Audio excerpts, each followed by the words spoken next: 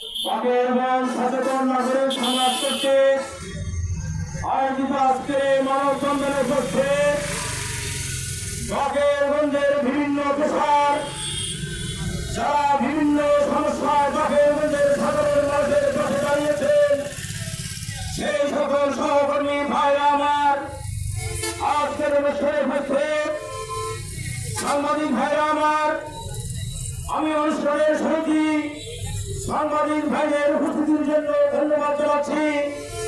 আমি আরো ধন্যবাদ জানাচ্ছি অনেক কষ্ট করে এই দলীয় আমার মধ্য দিয়েও আপনারা এই মানববন্ধনে উপস্থিত হয়েছেন।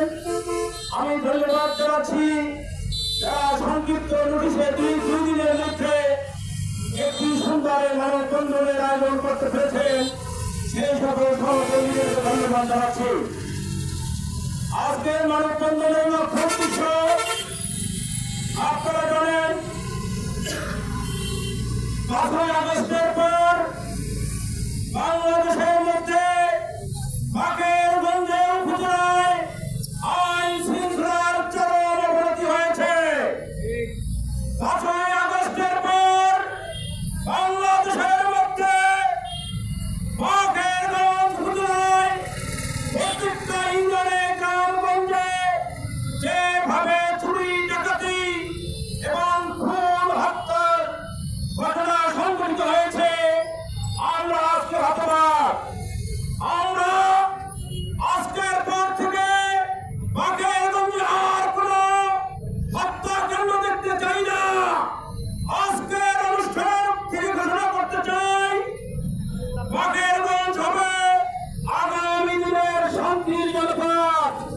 আমরা শান্তিতে বসবাস করতে চাই, আমাদের জীবনের নিরাপত্তা চাই, আমাদের যানবাহনের নিরাপত্তা চাই। আপনারা জানেন, চরমপন্থীতে কুদ্দুস হত্যার আসামিদের গ্রেফতার করা হয় নাই। আপনারা জানেন, কলসকাঠিতে রাতের আধারে আমাদের মায়ের সমতুল্য আজকে হত্যা করা হয়েছে।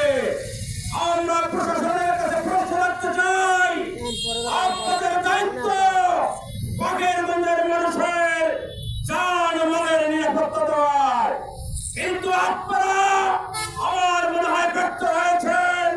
কিন্তু আমরা আপনাদেরকে আশ্বস্ত করতে চাই, আমরা বাগেরগঞ্জের ছাত্র সমাজ, নাগরিক সমাজ আপনাদের পাশে থাকবো। আপনারা এই মাদকের বিরুদ্ধে, এই সন্ত্রাসীদের বিরুদ্ধে দ্রুত গ্রেপ্তার অভিযান চালু করতে হবে।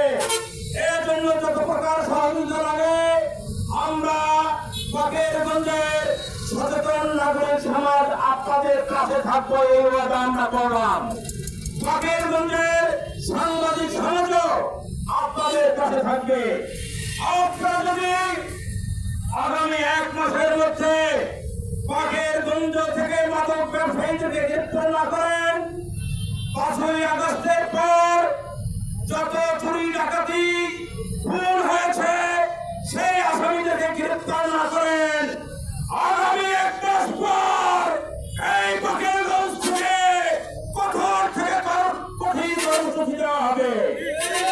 আর যদি আপনারা আগামী 1 মাসের মধ্যে এই সন্ত্রাসী মাদক ব্যবসায়ী খুনিদের গ্রেপ্তার করেন, তাহলে বাগেরগঞ্জের সচেতন নাগরিক সমাজ আপনাদেরকে ফুলের মালা দেবে। তাই এই আজকের মানববন্ধন থেকে বাগেরগঞ্জ জনপদকে নিরাপদ করার লড়াই শুরু হয়েছে। এই লড়াই চলবে, এই লড়াই ছাত্র সমাজের, এই লড়াই সচেতন নাগরিক সমাজের, এই লড়াই মানবাধিকার সাংবাদিকদের। সুতরাং এই লড়াই আগামী দিনে, এই লড়াইয়ে আপনারা অংশগ্রহণ করবেন এবং আমরা যে কর্মসূচি দেব এই কর্মসূচিতে আপনারা অংশগ্রহণ করবেন। এবং সর্বশেষ পরিষ্কার করতে চাই, আগামী 1 মাসের মধ্যে এই আসামিদেরকে গ্রেপ্তার করতে হবে।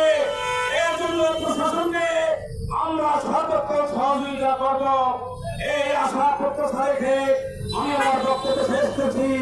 আসসালামু আলাইকুম।